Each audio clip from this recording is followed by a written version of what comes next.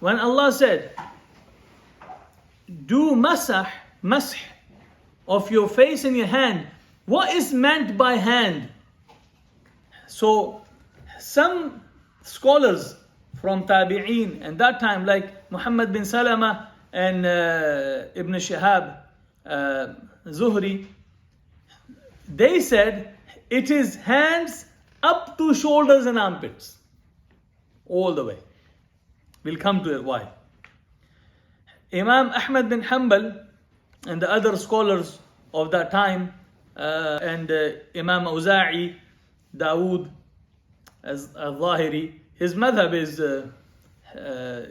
he was an imam, but it's not, you don't find his followers now, but he's a massive imam. They were of the view that you only do it up to the wrist. The third madhab is the madhab of Imam Malik. He said up to the wrist is wajib, you must do, but it's best to do up to mirfaqain, the elbows. And another madhab, the fourth one, is Imam Shafi and Imam Abu Hanifa.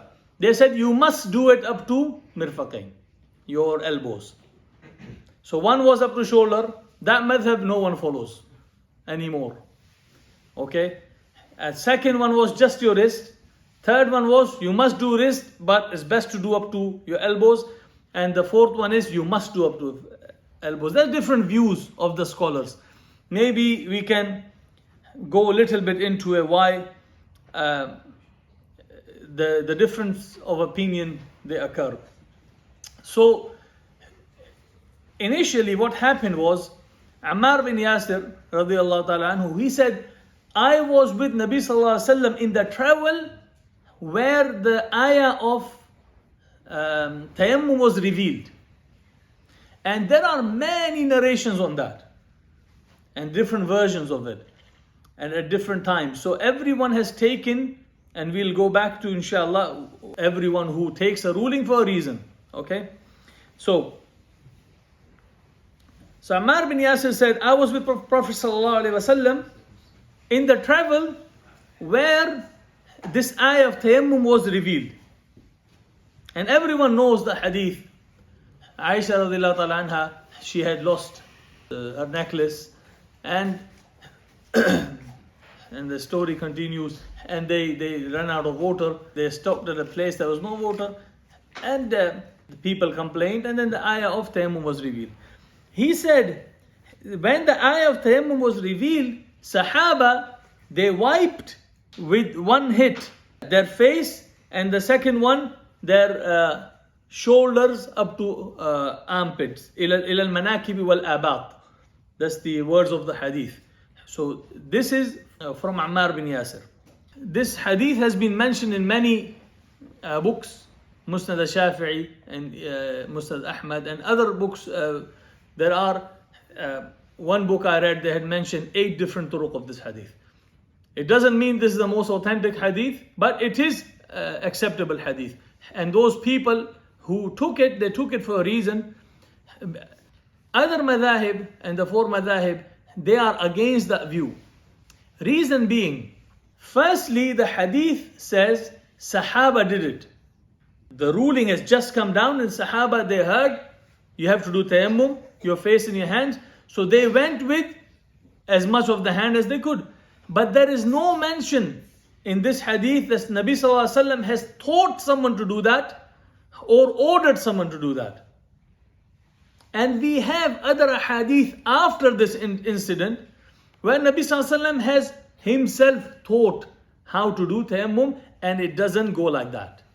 So that view is out of the question. Now, you will not find anyone follow that view, but as a student, it's good to know that the view existed and it's been rejected for the reason, but the view existed. That's as much as we need to know. The other hadith, also from Ammar bin Yasir, he said, I was in a travel, Nabi sallallahu alaihi wasallam sent him somewhere, and he became junub while in a travel. He needed ghusl. He knew the ayah of tayammum has come down, but he knew that his face and hands were wudu. So he did qiyas on that, and he thought, well, I need ghusl. So he rolled all his body on the sand. The tayammum of the whole body.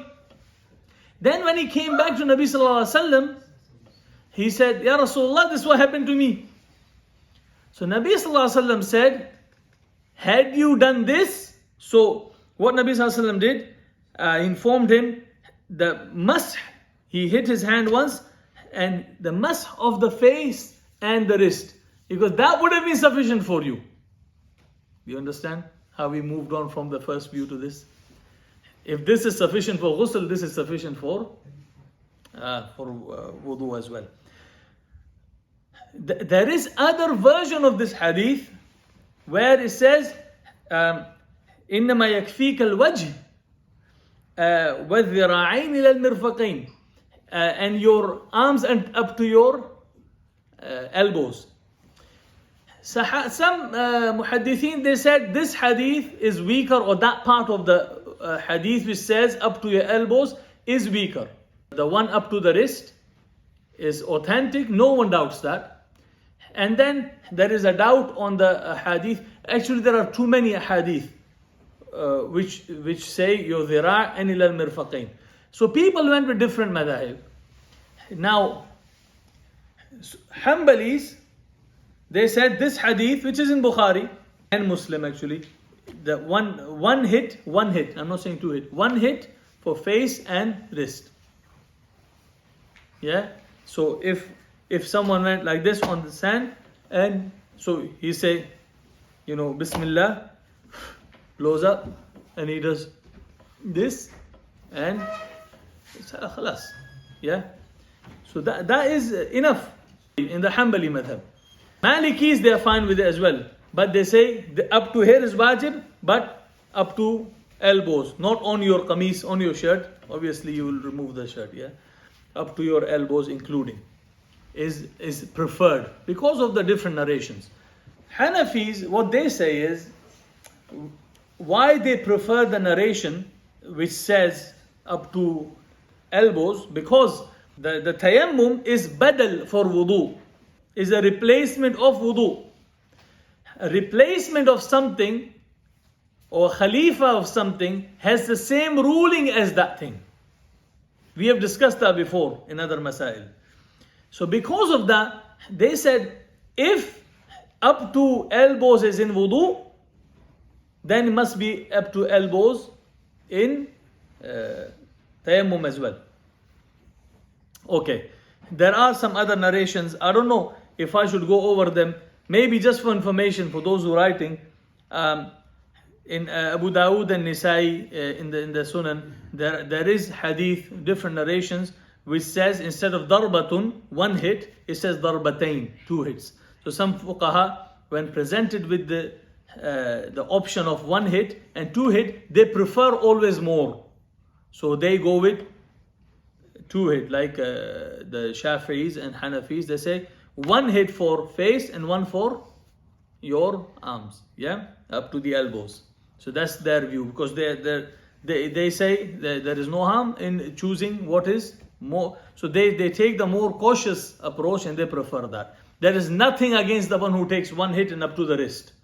Abu Dawood and Imam Tahawi and Daraqutni in his Sunan, and Bayhaqi in Sunan al-Kubra, they have this hadith of Ibn Umar radhiyallahu ta'ala anhu. He was in the market and someone did salam to him and he did not respond to him until he did tayammum, and he explained the tayammum in the hadith with two hits, one for the face, one for the dhira'i, for his the arms.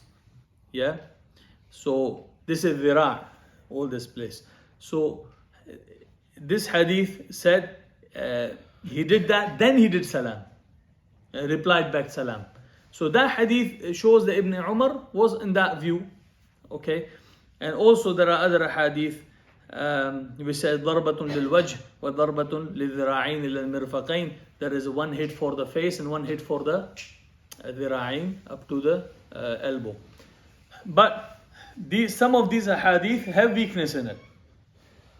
Some fuqaha, they prefer to include all of it. But the one who takes one hit for face and up to wrist, there is no blame on them. That's a very authentic hadith. It's not always the case. If there are two hadith, one removes the other. They are both as valid views. The one who takes one view or the second view, there is no harm. Because end of the day, with masih, with wiping, with tayammum, the issue is to get your wiping done. Whether it's with one or whether it's twice, it doesn't matter. There is no stopping a person from doing second one. Even them, there is nothing against it. So if the one who took the other view, there is nothing against him. But the one who did the first view, just one hit, there is nothing against him either. Alright? The last hadith I mentioned about one darb for face, one hit for face and one for dhira' up to mirfaq, that's in Mustadrak Hakim as well. Okay.